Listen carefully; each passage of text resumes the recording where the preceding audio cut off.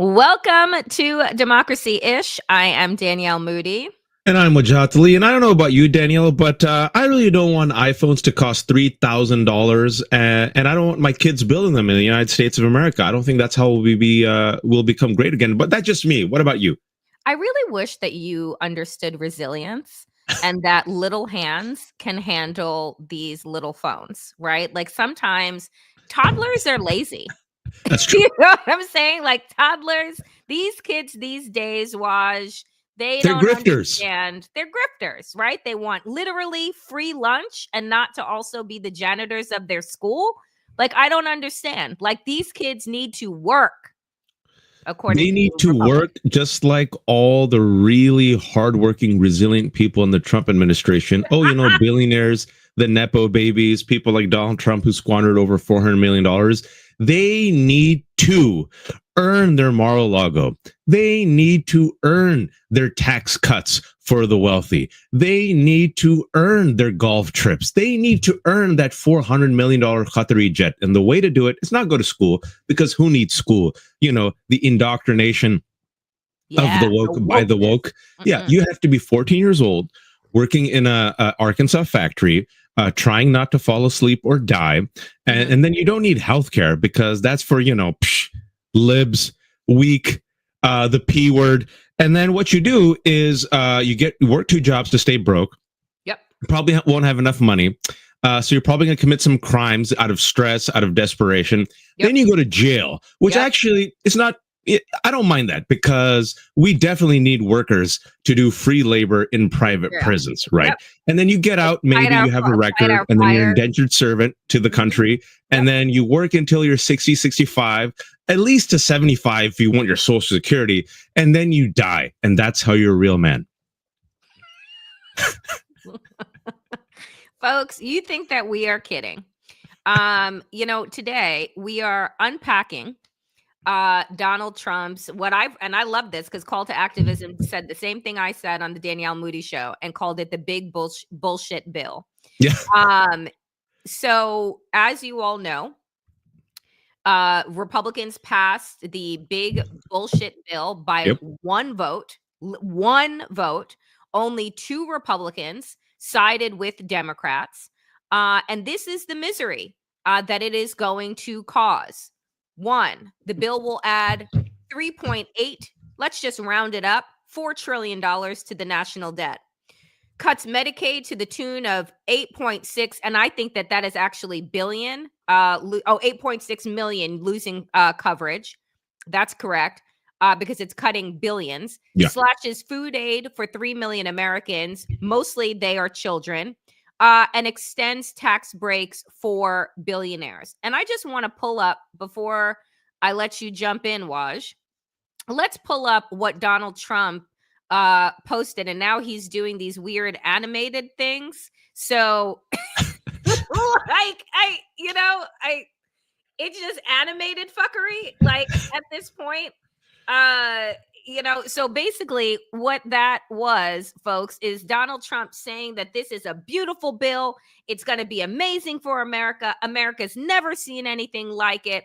Oh my God, isn't it fantastic? And then, Waj, you have this bit of reality. So please tell me your thoughts on. So this is one of the most obscene wealth transfers in America. That's what it is, folks.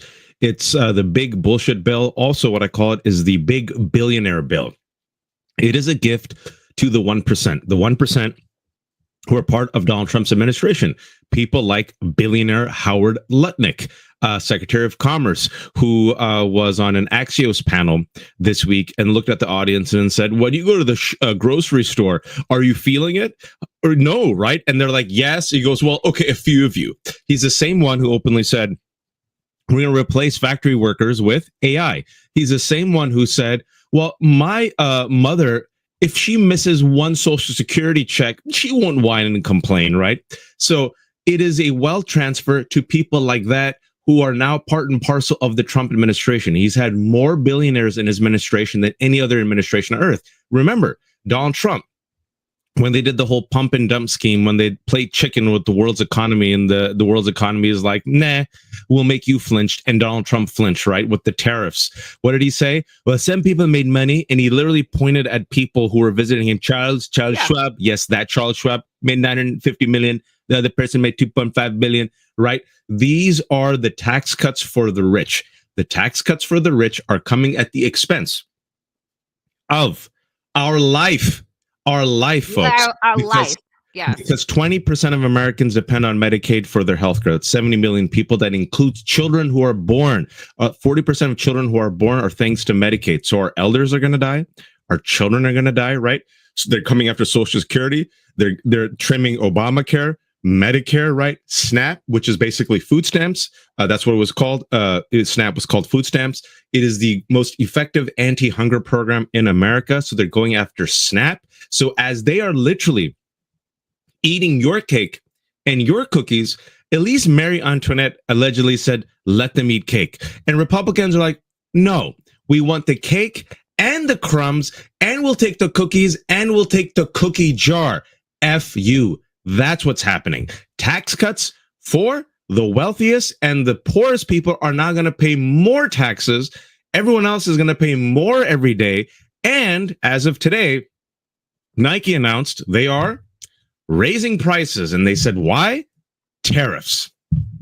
So let's take a look at this clip from MSNBC that does go through. You're in the top 20% of Americans, you're going to get roughly a 3.7% increase in your after-tax income, really all from these tax cuts. But if you go all the way to the bottom, and everything in between essentially leads you to the bottom, if you're in the bottom 20%, you actually lose $800. Why do you lose $800? You get a very small tax cut, and you get a very large cut in Medicaid and these other benefits that we were just talking about that affects the 20% disproportionately. So this is a highly regressive bill that essentially favors the wealthy, doesn't do much for the middle class, and hurts the poor. And then if you want to see this in stark comparison, if we simply eliminated the tax cuts for people making over $500,000 a year, which is roughly what President Biden was proposing, it would save $1.1 trillion. That happens to be just slightly more than the Medicaid cuts and the food stamps, or SNAP cuts, if you will, put together. So if we simply eliminated these tax cuts, we could eliminate these budget cuts on these poor people and end up, from a budget point of view, in the same place. But the fact of the matter is that Republicans do not believe that the poor are worthy. That's right. And I think that we have to really understand the psychology that has been built up around wealth and celebrity, which in this country and around the world, we've equated to genius and deserving. So if you are poor, that is because you are lazy. That's right. That is because you don't want to work, and that you just want to sit out and have handouts. And so what that mentality has always been of the uber wealthy and the Republican Party, and to a certain extent, centrist Democrats as well, is that Democrats have been the ones that have allowed Republicans to say, well, these poor people, they need to show that they're working. They need to work 2 and 3 jobs in order to be able to collect their SNAP benefits or their Medicaid. And so now in this bill, they're requiring who used to be exempt, the elderly, from having to show proof of work, that now the elderly are going to have to show proof of work. And Waj, you talked about this on our midweek Substack check-in, where before we went into our Andor extravaganza, where you said that rural people, women, are oftentimes leaving the workplace to care for elderly parents, or they're caring for young children, and that work is not on the books, right? And so they are receiving Medicaid, they're receiving SNAP benefits because they've left the workforce, but they're working in a different capacity. And what this bill is basically saying to them is, leave that elderly parent at home to die. Leave that kid. By the way, you also can't afford childcare, right? Because again, all of this is about making sure that people who need the most support have absolutely none, so that you can create a climate that is ripe for the private prison industrial complex, right? And so you talked about those workers who are not on the books, and guess where they're largely stationed? In red districts. I mean, this is, well, two things real quick.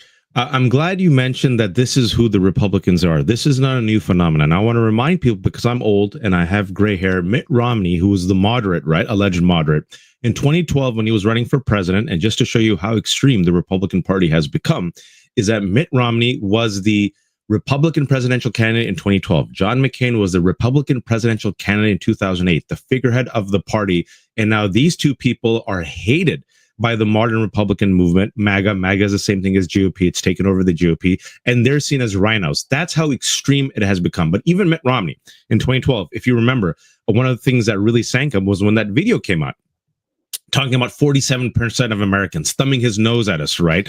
Yeah. The poors, right? Yep. And then he mocked the poor repeatedly, right? The poor, they're just on handouts anyway. This is how they think about the majority of Americans. This is how they think about the people on Medicaid, on Social Security. Lazy. They want handouts. It's not the government's responsibility. They should work harder. They should make better life choices. What's wrong with them? How come they can't be blessed like the religious folks and the wealthy folks? If they were blessed by God, God would not give them such affliction, and they would be like them and have the jets, right? And the golf clubs and the premium memberships, and not let them eat cake, because they should earn their cake. See, there's something. I was talking to someone, I was in Philadelphia on Tuesday and Wednesday, hosting this TED Democracy panel, right? And one of the speakers was talking about Hungary. Folks, Hungary, if you know, now is basically an authoritarian regime masquerading as a democracy. Viktor Orban is basically the leader with single party rule. For about a decade, Republicans have said, we need to make America like Hungary. Steve Bannon said that Viktor Orban was, quote, Trump before Trump. CPAC invites Viktor Orban. Okay, so that's their model. Why am I mentioning this? Because even in Hungary, even there, Orban is not this cruel. Orban says, I'll give him some crumbs. Yep. I'll take over the judiciary, the media, education. Does it sound familiar? I'll do single party rule. But you know what? I'll keep the masses happy. I'll give them some food and some social services. Republicans, folks, are so extreme. They're the most, if not, they are the most right now extreme conservative party in the world, folks, because they're like, nah, we'll take your crumbs too. And furthermore, Danielle, when it comes to conservative movements, most of them, even when they're like, skeptical on climate change, they don't deny it. Guess who denies even the existence of climate change? The GOP. I just want people to sit with that for a second. We're not dealing with just a far right movement. We're dealing with the furthest right movement that is beyond cruel, even more cruel than Orban, whom they want to emulate. So this is who they are. There's something funny that happened to me the other day, Waj, where I'm going through the news, and I have like an aha moment where I'm thinking about the ways that the media and politicians on both the left and the right have disparaged other countries. And I'm specifically talking about China, right? China's and their human rights violations, and China and their communism and blah, blah. Do you know who pulled millions of people out of poverty? China. Do you know whose policies have pulled people out of poverty? Do you know what they do with any excess that they have? They actually give it back to the people of the country. Similarly, like you said, with Orban, why do these authoritarian and communist regimes do these things? Because they're not stupid. Because they know that in order to maintain power, right? In order for there to not be consistent instability and upheaval, that they have to maintain some appearance of care for the collective. And what I have been thinking about, particularly as it pertains to China, is because that is who the United States now under Republican authoritarian rule is creating a vacuum for China to assume its place, right? Whether it be in clean energy production, because the Chinese are rolling out more fuel efficient energy cars, and they're the ones that are on the streets of all of the rest of the world outside of the United States, right? They're making things cheaper and faster because they let Elon Musk build a Tesla factory in China so that they could make it better than how he was making his cars, so that they could make them more fuel efficient. But you think about the ways in which we have talked about these nations and their humanitarian violations. And then I think about like America. I think about the fact that, I don't know how many black people have become hashtags in this country, how many innocent black lives have been lost, America's history of lynching, of stealing people's children, the indigenous population. Like, do you understand that America is like the OG of human rights violators? That everyone else has created their systems of oppression based on America's? Like, honestly, when can you remind people? I mean, just to give a pinpoint example, because people might listen to you and say, "Oh, Danielle, she's just it can't be like that." Tell them about Hitler and how he was inspired looking at segregation. Hitler created, right, the systems of oppression and extermination of the Jewish population based on Jim Crow in the United States. Jim Crow was instituted following the Civil War after 11 years of Reconstruction, that then Democrats once again sold out people of color, sold out democracy in order to show favor towards the Southern plantation owners that were losing their property. So we have to give them money, not the people that were enslaved, tortured, and killed, right? And then they say, the plantation owners in the South, well, there's going to be no way for us to continue to achieve economically if we have to pay these people a living wage. So what do? We create sharecropping and reinforce it through Jim Crow, which became the blueprint for Nazism and for apartheid and other regimes around the world. They were impressed by America's segregation. They thought it was first class. They thought it was alpha, apex. They were like, wow. They were awed by it. They were inspired by it. And then, as Danielle just said, they took lessons from it, right? And this is what's happening with fascism, right? Fascist regimes. They copycat, folks. So people see the occupation of Kashmir and the impression of Kashmir by, this Hindu fascist regime, and Israel goes, oh, we didn't think of that. Oh, okay. And then America right now, if you've been paying attention, is taking cues from Israel. And what's Israel done in the guise of national security with its occupation of Palestinians, right? In Hungary, how could I have a facade of democracy and keep the people from rebelling but maintain control? America now, American conservatives openly say, Orban, that's the model, right? Ooh, look what Putin does. So these fascist regimes throughout time have taken cues from each other. They get together and they compare notes. They're on the same WhatsApp, right? I'm sure like back in the day, Hitler would be like, yo, America, like, hey, these blacks, how do you keep them from keep them in line? Yeah. Come on. This is amazing. What an exquisite model you have. And folks, I wrote this post yesterday. Sometimes, you write something, you have no idea if it's going to take off.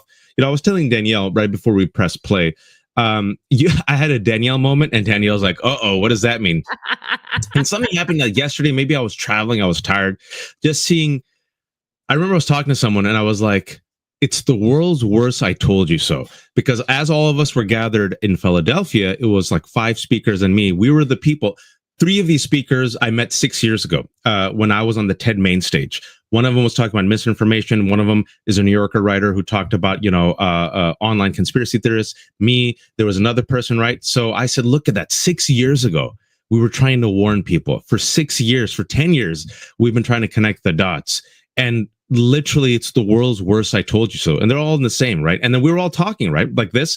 And there were people from the staff center who were just listening to us with their jaws dropped, and we then had to apologize. Danielle, we're like, sorry, we're so into this that we keep all the receipts and we connect the dots so it's clear to us. But all of them are like, yep, we're kind of effed. Like everything that we warned about is coming true. Most Americans still have their heads in the sand. And then I was feeling like Danielle. I was like, it's over.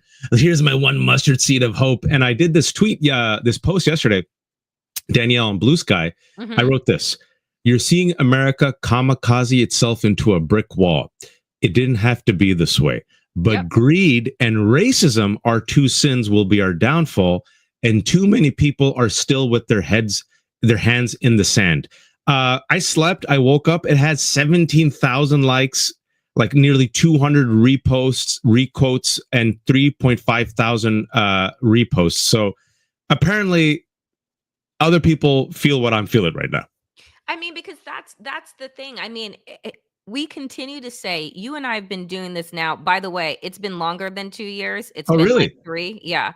I realized that the other day. I was just like, I keep saying 2 and 3 years to like calculate time. And I realize I'm completely off because we've lost a couple of years with COVID. But the fact is people recognize it now. We try to say we don't have to lose everything in order for us to value democracy, right? In order for us to realize our responsibility as citizens. And more than half of this country said, meh, let's roll the dice and let's just see what happens. And so I just want to put up right now one of the things that is happening. CBS reports, a new report finds 742 rural hospitals at risk of closing due to low reimbursement rates from what? Medicare and Medicaid. Tennessee among the states with the most at risk, as Marsha Blackburn and company slashing $1 trillion in Medicaid. And I want to play for you a part of this clip. There, as workers covered the emergency room signs at Midcoast Medical Center in Trinity, Texas. The sight of medical workers leaving for the last time, signaling this is one of the latest rural hospitals to shut its doors. I think how sad it is. Marjorie Polvino runs the hospital board. It has a huge impact on the committee. We will lose lives. 400 people a month come here. In the East Texas Piney Woods, Midcoast was more than a building. It was a lifeline where babies were born and where the heart of Kathy Courtney's 90-year-old husband was restarted, saving his life. How many times have you used this facility recently? I'd say about 6 times in the last 14 months. The closure, hospital officials tell us, was driven by the same factors that have closed other rural hospitals. Low reimbursement rates from elderly patients' Medicare and Medicaid coverage, which made up most of the hospital's budget. Hospitals in urban areas get significantly more reimbursement from their patients who have private insurance, which tends to pay more. Republican proposed cuts to Medicaid could leave more than 8.5 million people uninsured and force even more rural hospitals to close. I mean, like, this is... They had the audacity when Obama was trying to push through Obamacare to say that there are going to be death panels, to say that Barack Obama is trying to kill grandma and grandpa. And you are literally seeing in real time the consequences of their corruption, their grift, because they need to steal from Medicaid and Medicare in order to try and fill the insatiable greed of the uber wealthy. And because of that, people will die. Because when you think about rural, like, I live in Brooklyn. There are multiple hospitals, Waj, like dotted around in Brooklyn, dotted around New York City, Long Island, right? Because of the population here. When you're looking at closing a rural hospital, there may not be another hospital for hundreds of miles away. So if you're having an emergency and you're in an ambulance, and where you used to go that maybe was 30 miles away, that is now 100 miles away, what is the likelihood that you will survive? You're going to die. This is literally Jonathan Metzl's book that you and I have recommended. Jonathan Metzl wrote this book called Dying of Whiteness. It's one of the 5-10 books I've been telling people to read to understand the moment that we're in. And when Danielle and I, for now 3 years, I forgot, time is a flat circle. I'm like, how long have Danielle and I been talking? What we've always said is white supremacy is self-destructive, and people didn't understand that. Like, what do you mean? You brown and blacks, y'all are so weird. You do weird stuff talking about racism and white supremacy. White supremacy has always been self-destructive. And the analogy that I gave, and then Jonathan also gave an analogy like this in his book, is the following. If it comes between sharing a room with a person who looks like me and Danielle, being co-owners of a house, or burning down the house, they will elect to burn down the village. That's the analogy I've been giving since the first Trump administration. And folks, here you go. They will literally kill themselves. They will literally die rather than people like me and Danielle have equality, because equality to them looks like oppression. Right? And it wasn't economic anxiety that drove a majority of Trump voters, both the first time and second time. It was cultural anxiety. And in the book, Dying of Whiteness, Jonathan, around these red states, he went up and down. He's from Tennessee. He interviewed people, and there was this guy, a Trump voter, Republican, who was literally dying. And he said, hey, will you do Obamacare? Will you, take it? And he goes, I would rather die. I would rather die than support Obamacare. And spoiler alert, he died. He died. So now you're going to have all these people. I was talking to Jess Piper yesterday. Go check out that interview. It's on the left hook. Jess Piper's from Missouri, Democrat from Missouri. And she was talking about exactly how Danielle just set it up, that this will impact rural communities like where she's from, surrounded by Republican voters, right? She's like, Medicaid, we're like the laboratory, right? We're going to die. Our schools are being shuttered down. Our elders are not going to have healthcare. And still, her neighbors, right, because they believe in Jesus and God, and Republicans use the culture wars, they're still going to vote for their own destruction, right? Because, the trans are coming. The woke. Abortion. And so now you will have Americans within the next 6 months. They're going to die. And these deaths, folks, are preventable. And as this is happening, another big story that people should have talked about, in addition to Joe Biden's health, is the fact that in the past 100 days, Danielle, the Trump administration has already cut cancer research by 31%. Yep. And they have a plan to cut around $11 billion, that's a B, billion dollars from our public healthcare infrastructure. So Medicaid, Medicare, Social Security, NIH, National Institute of Health, CDC. What's happening right now? I don't know. A spike in measles, vaccine hesitancy, COVID, bird flu, right? Cancer, cardiovascular disease, poverty, right? So what's going to happen? The people who aren't part of the slave labor, who aren't the healthy horses, what happens to the horse that gets maimed? The horse gets taken out on to the back, and Christy nomed. Sorry for the rant. No. And I'll say this too. Check out Waj's Substack for that interview. And I interviewed yesterday Jonathan Metzl, the author of Dying of Whiteness, on my Substack, The Damn Digest, to have a conversation about our nervous systems and dying of whiteness, and where we go from here, right? Being as how his book was and continues to be so prolific. In the meantime, while 747 rural hospitals are being shut down, while 8.5 million Americans will be kicked off of Medicaid, while 3 million people are going to end up being starving because of SNAP benefits going away, while Head Start is being gutted, while cancer research is being done, while we have a person that believes that fluoride causes you to become trans is running HHS. So where do we have Donald Trump right now? Well, this motherfucker is sitting pretty. Sitting prettier than I don't know what. I don't know a peacock. Any quote unquote lame duck president, which is what the media wants to call him, but is not actually true when you're not going to leave office. Trump has amassed $600 million in political donations with aims of reaching $1 billion before midterms.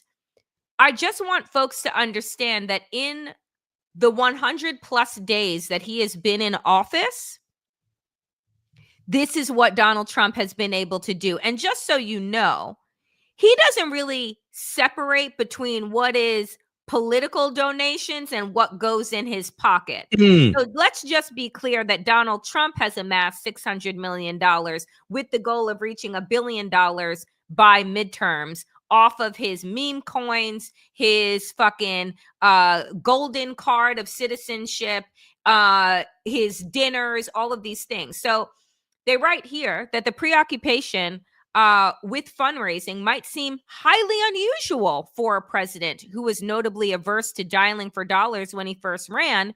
But according to people familiar with his thinking, it makes perfect sense. By amassing money, Trump amasses power. They go on to write that Trump is eager to reverse the tide of Democrats routinely outraising GOP candidates and wants to maximize his own impact as president.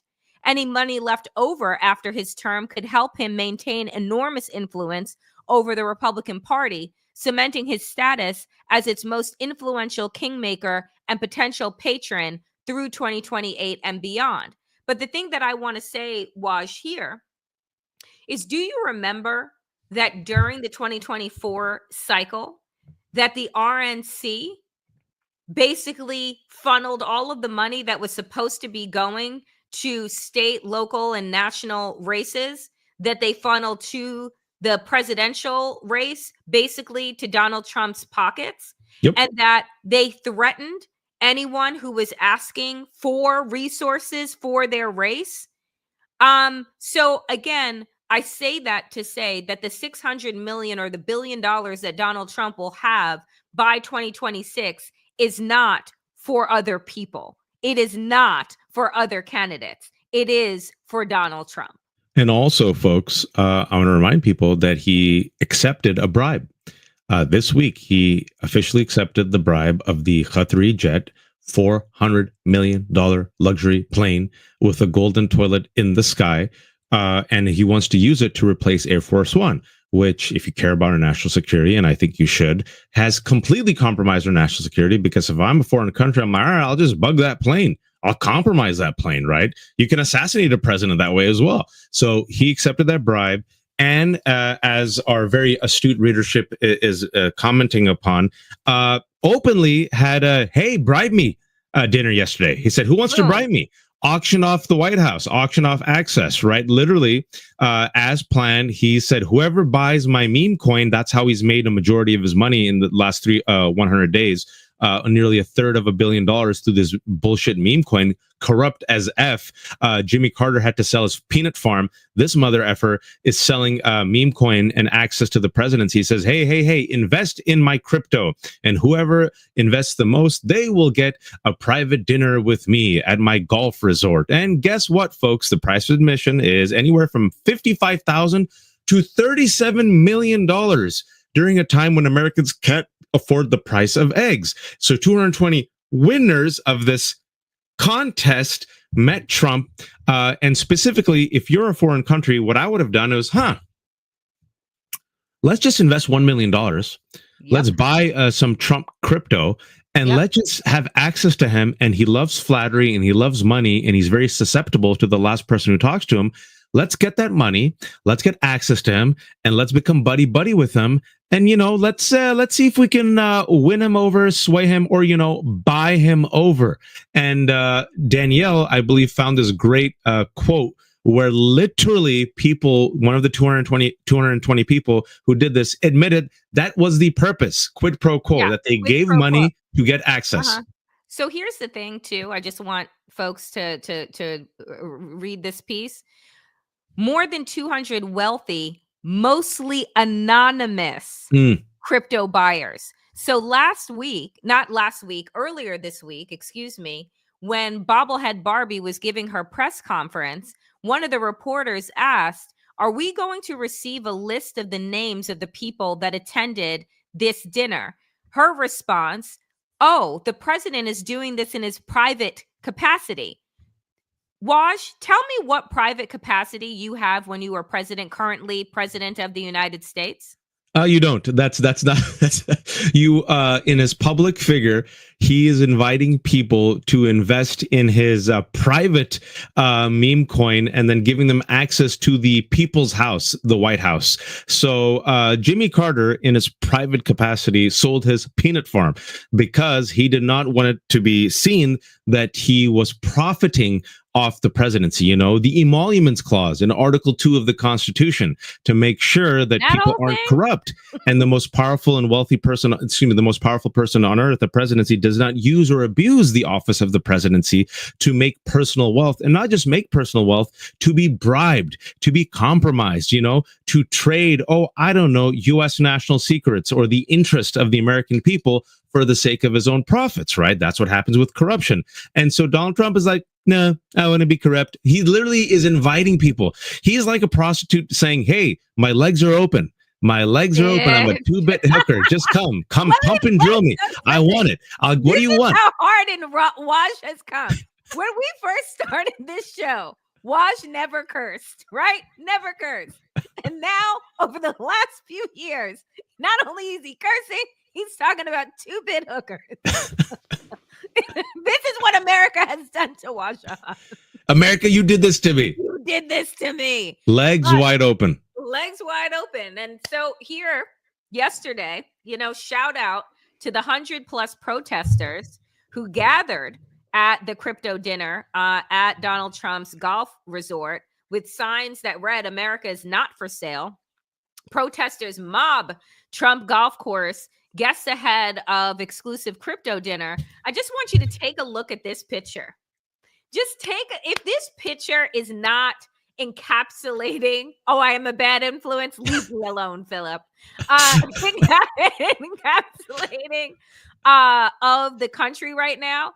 Look at this white guy, t-shirt, orange jacket, to stop the crypto behind him, pointing and screaming at a faceless white man in a suit. This is America. And I just saw this image and I'm like, my God, it's just going to get worse. And I tell you that if you are a wealthy person in America, I would do more than hide the cats and hide the dogs. I would start to hide your wealth, because they say eat the rich for a fucking reason.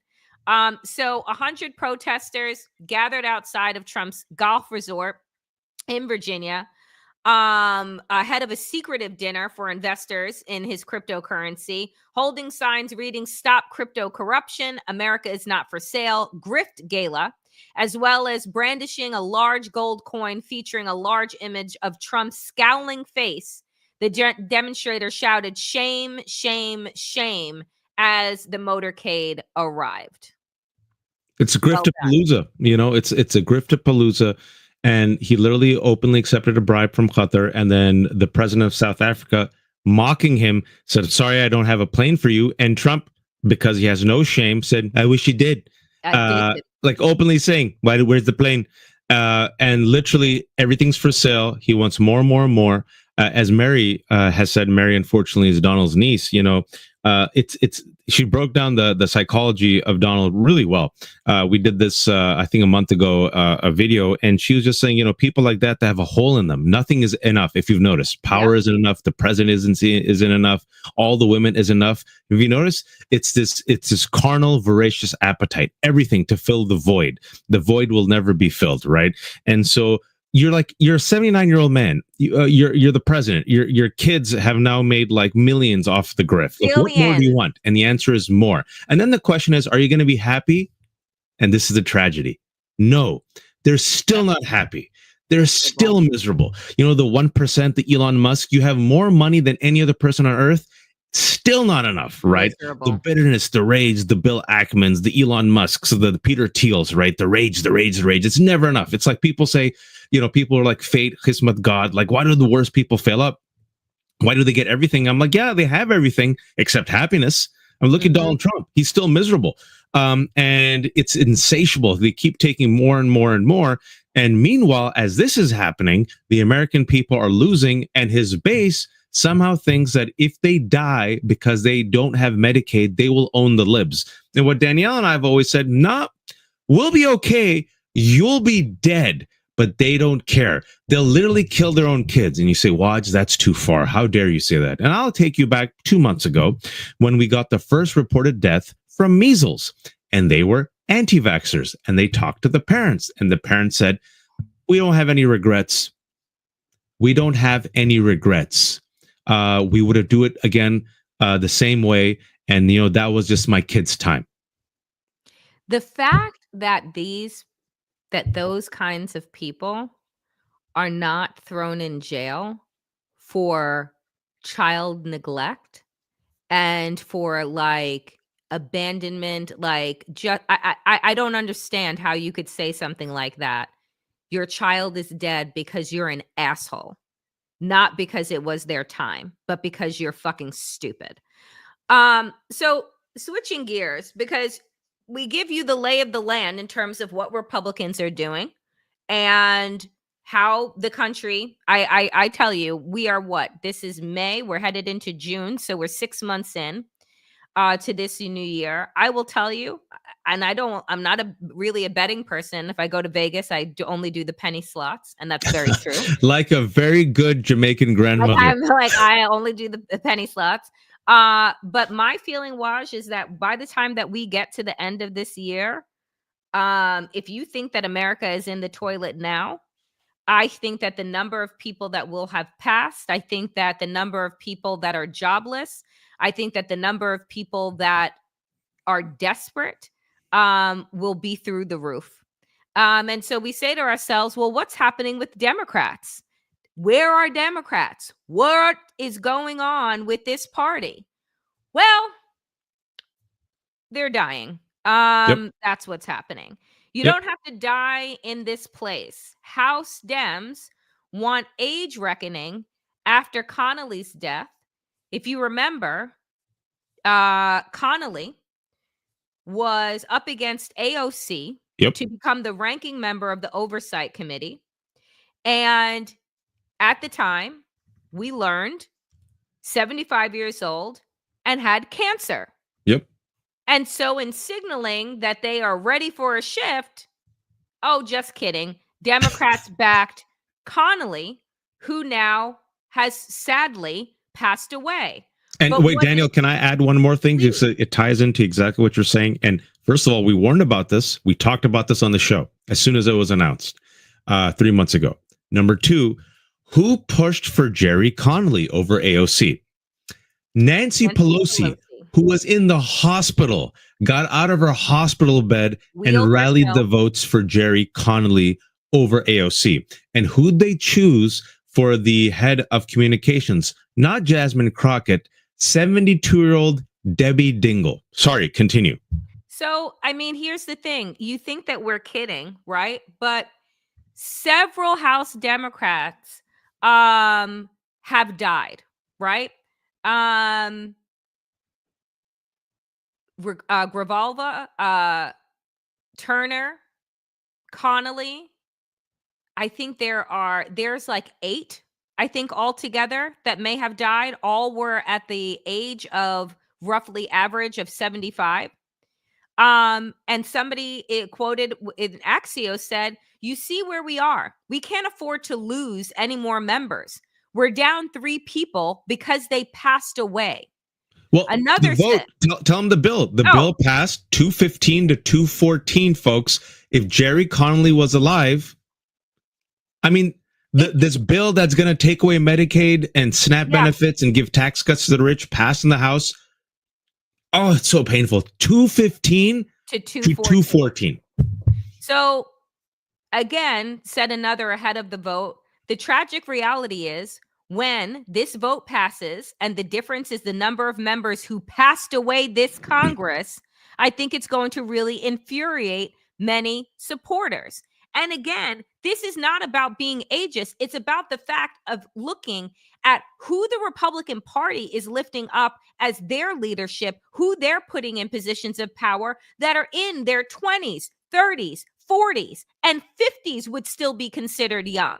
And the Democrats continue to elevate fucking septuagenarians who are dying.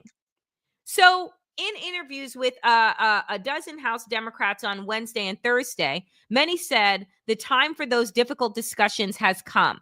Most spoke on the condition of anonymity to offer candid thoughts about a highly sensitive topic without facing backlash from their colleagues.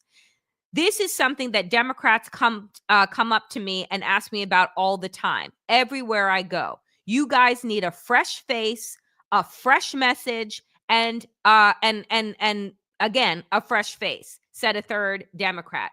The fact is that the Democratic Party is literally dying. It's literally dying.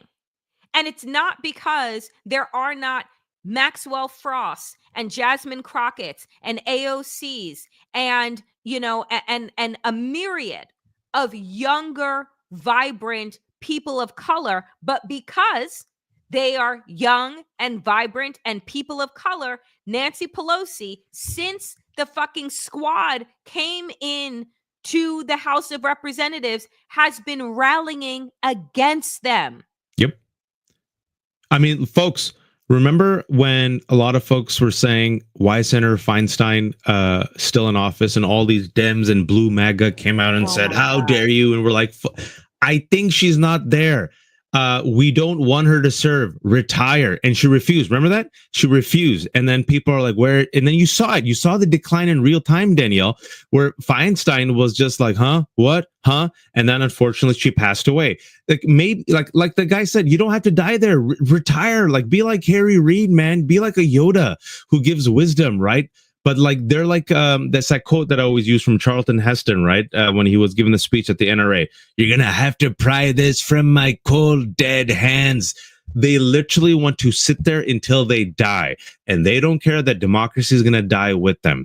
I'm all here for a reckoning with the Democratic Party, folks. Even though Donald Trump is completely underwater, guess what? That support has not translated to the Democratic Party. The Democratic establishment, the Democratic Party, has its lowest favorability rating in 30 years. So people are completely tapping out. They're tapping out of the Republicans and they're tapping out of the Democrats. And again, the names that I want to tell you, whatever you think about David Hogg or Malcolm Kenyatta, whatever you think about them, the Democrats have spent more time attacking David Hogg than they have attacking Trump. Why? Because Hogg said he wants to spend $20 million to primary some of these individuals, these old individuals, and not talking about old as an age, the old type of thinking, right? And he says, we need fresh blood. So I want to primary these people to literally finally put pressure on them, folks. That's how AOC got in. The person that she booted out, it was a safe seat. He was going to sit there until death. And then she came in, booted him out, right? So you need this fresh blood. And then Carville, freaking Crypt Keeper, also in his 70s, Pelosi, all these other people are like, we have to put David Hogg in his place. So now they're going after David Hogg. More energy against David Hogg and Kenyatta than Donald Trump. So I'm here for the culling, Danielle, of the Democratic Party. I'm here for them being shamed. I hope the favorability goes even lower. Why? Yeah. So they are forced to do the thing they should have done 10 years ago. And like, again, folks, as Waj, as you're saying this and you're talking about where the Democrats are putting their energy, what they're deciding to do, as opposed to let this time be a come to Jesus moment, right? A self-reflection moment, a party reflective moment of saying, you know what we've been doing isn't working. Who we've been putting up in power, and this idea that you have to wait your turn to come up the ladder and recognize that the world that we live, we are in guerrilla warfare. That's right. And they're still coming again with pencils when people are coming with bazookas, right? And so in the meantime, what is this administration doing? The DOJ is investigating Act Blue. The FTC is investigating Media Matters. DHS is targeting Harvard. The executive office going after Dem-allied law firms. A U.S. attorney charging a Democratic lawmaker with a crime. FBI arresting a liberal judge. What the fuck are Democrats doing during this time? What they do best, eating their own. Or you know, just sending strongly worded letters, right? Nothing. You have, oh no, not even eating their own. I've talked about this a lot, but I have to. Taking all the wrong lessons. We haven't talked about this, Danielle. Mm-hmm. Folks, another piece of news that came out, because a lot of pieces of news, speaking about Democrats, the establishment being so savvy, they now want their own Joe Rogan. Wednesday, the New York Times came out with a big piece that they're trying to raise up to $50 million, if not more, to, if you will, support their own Joe Rogan of the left. And I immediately said, of course they would do this. I said, it won't work. It's too late and it's going to fail. And people are like, oh, you're so negative. Why will it fail? If you are spending $50 million to control your own media, if you're spending $50 million and telling people, listen to this person, he is the Joe Rogan of the left, is that authentic? Is that sincere? Is that spontaneous? Will people listen to them? No. Also, you are 4 years behind. So by the time you raise the money and fund this person, guess what, Danielle? The kids and people will evolve and move on to something next. What the right wing did is they infiltrated existing spaces of comedians, of establishment, of fitness folks, and they influenced them with anti-woke stuff and anti-trans stuff, right? And they went there and they courted them. And then these people like Rogan and Theo Vaughn and the Nelk boys were like, oh, my base is MAGA. I won't speak against MAGA. I'll, platform MAGA. I'll Overton window certain things. And that's how they won, through authenticity. And instead of doing that, they're like, here is the good Democrat. Democratic establishment is telling you this person is the left. Listen to him. He is the cool one. Do you think it's going to work, Danielle? And meanwhile, I'm like, why don't you just fund or support? Forget funding. Support. Who's already out there? I don't know, people like me and Danielle. I don't want your money, but support people out there. They're like, we cannot control Danielle and Waj. They're the black and the brown. We will have this white, the center-left white, who speaks against the woke. We will make him the Joe Rogan. Good luck, Democrats. Good luck. And then again, just, pulling things full circle. Meanwhile, this is what is happening in this country. Not only are we gutting social services, killing the poor, making everyone broke, miserable, all to feed the needs of the rich. We might as well just start killing people, make it like Rome or make it like the Colosseum days and just bring in the poor to literally feed them to the rich. Well, actually, Danielle, I know, the joking. reality TV show. Go ahead. Kristi Noem pitched that reality TV show to the Duck Dynasty producer of a reality competition show where immigrants will compete to get fast track to citizenship. And last year, Donald Trump openly pitched, we have the video, to Dana White, the president of UFC. And he sat there, Dana White was like, he pitched a UFC ring and tournament for migrants. So you're not making that up. Nope, I'm not. Just like and by the way, can you go back to that the one that you just had with Donald? Yeah. Here you go. They can't even white supremacy properly because we have the DUI hires. Folks, when Donald Trump was meeting, this should be the biggest news, but we live in hell. When he was meeting the president of South Africa and literally promoting the racist, I want to be very clear here, bullshit lie, the lie of white genocide, the Nazi conspiracy of white genocide that has been around for 10 years, that got mainstreamed by MAGA, Elon Musk, and was then, as of this week, in the Oval Office, mainstreamed by the President of the United States of America. The lie of South Africa committing a genocide against white farmers. All BS. Based on that lie that they sold, they brought in 59 white refugees who are not refugees, South Afrikaners, while they are deporting black and brown people and not bringing them in. And then when asked, why are you bringing in these random white folks who literally we don't know anything about them and they've been farmers in South Africa? Oh, because the word they used, they assimilate better. And then while he was making that case for white genocide, which is a lie, he uses the wrong images. Like this is like Danielle. It's like they can't, like Orban, like Orban, Putin are probably saying there, God, they can't even fascist properly. Can you at least fascist properly? But you say that it's the wrong picture. They don't care, right? Like it's like to them, Africa is a country, right? So it's like we just pull up a picture. It's from Africa. Look, show them, right? The picture is from the fucking Congo. What's the Congo? And you know who doesn't know what the Congo is? Who Donald on tape Trump? 2 weeks ago said they don't know what Congo is? Who? Donald Trump. Awesome. Did you see that? No, I didn't. Oh, amazing. He goes, what's Congo? I don't know what Congo is. I'm like, wonderful. Mm-hmm. Just like I think it was there was another African nation, and he said, like, what is that? Where is that? And I'm just like, for all the money that you fucking have, you don't have a map. Like nobody shows you the globe. But meanwhile, this is also what members of the Republican Party are saying, to literally nuke Gaza on national television. And you know what? He's not losing his job. Isn't that amazing? Yeah, I mean, this is a thing, there was this tragic, senseless murder of two young Israeli embassy employees who were also dating each other and they were engaged. And it was outside of, I believe, a museum. And, the person who did it is not Muslim, is not Arab, a person who got radicalized by Gaza. And we just found out today that he was also inspired by Luigi. So what me and Danielle have been warning about for the last while, people are like, are you encouraging that?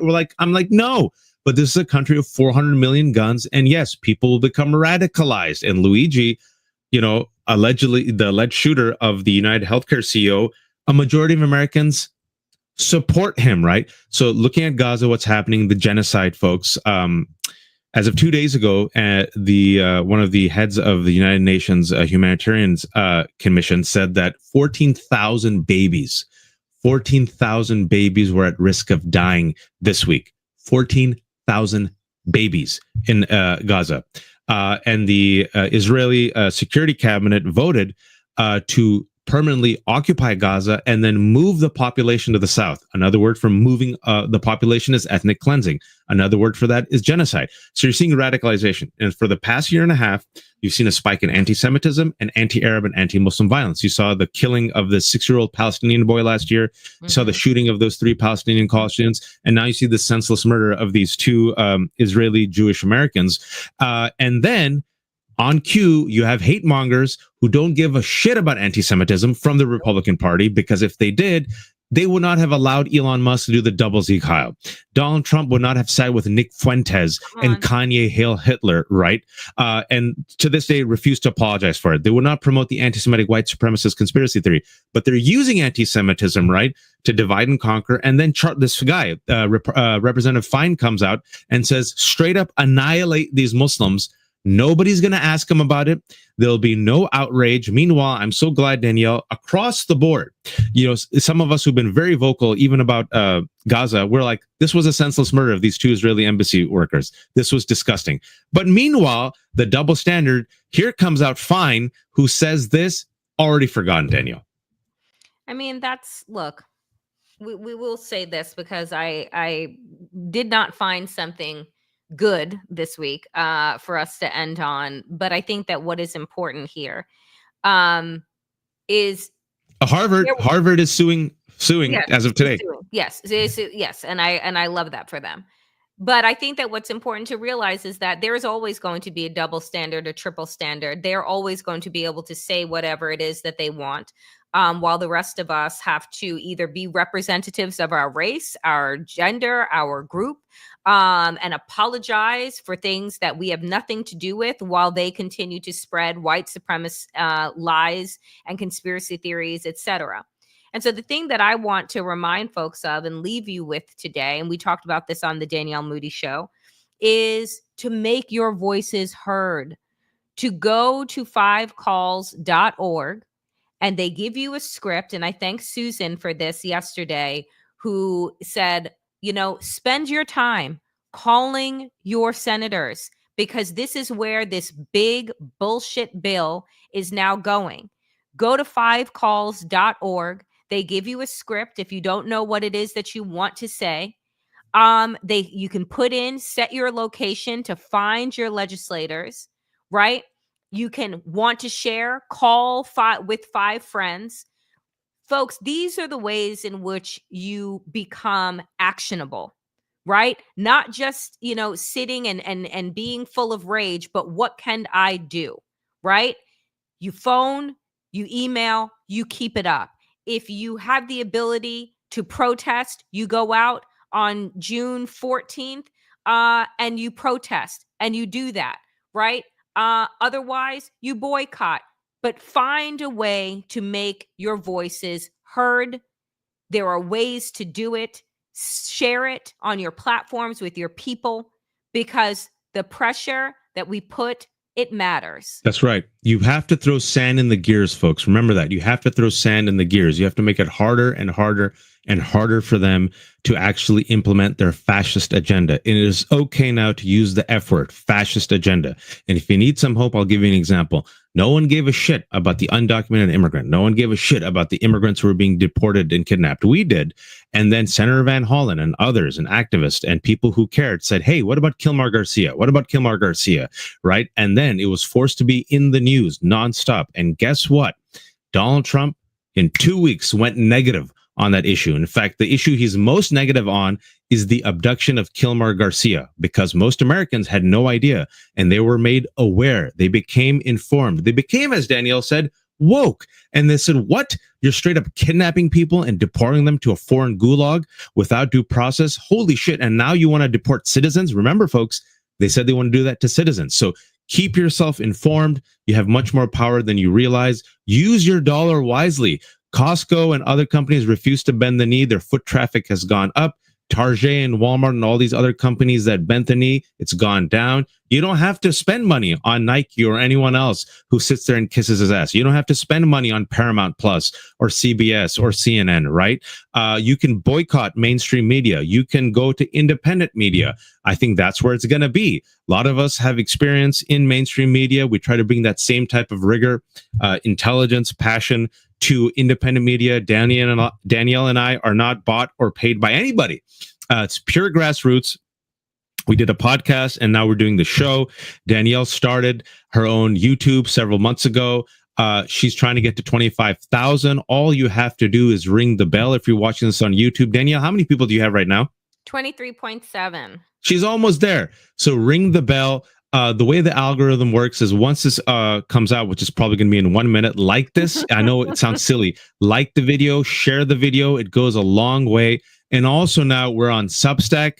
Like fools, we have kept everything for free very deliberately and intentionally because we don't believe in paywalls. So I'm at thelefthook.substack.com. Pay what you can. I'm like Blanche Dubois. I depend on the kindness of strangers. For Danielle, is Danielle Moodie, is also known as Damn Digest. Pay what you can. And also for all the people who gave us these amazing gifts, please, they go a long way. Brian, $5. Thank you so much. A. Hamilton, $5. Barb, $2. $38. That for us is like, that's like a million. Triple A almost steak. like $600 million. That's like that's like a $400 million Qatari jet for us. Becky, 74-year-old. Thank you so much for giving us your 10. Becky went another 2. Another 2. She did another two. Oh, Becky another almost got to 20. PJ, $49. That's friggin'. That's a jumbo jet.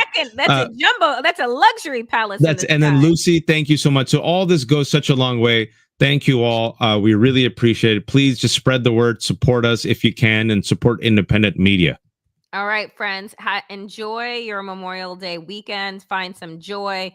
I will be posting videos over the weekend. I had great conversations with Waj this week on Andor. I finally watched it, folks. And the message that I take from there is just try. Just try. Well, she hasn't seen season 2 yet, so. Yeah, season 2 we do either next week or the week after.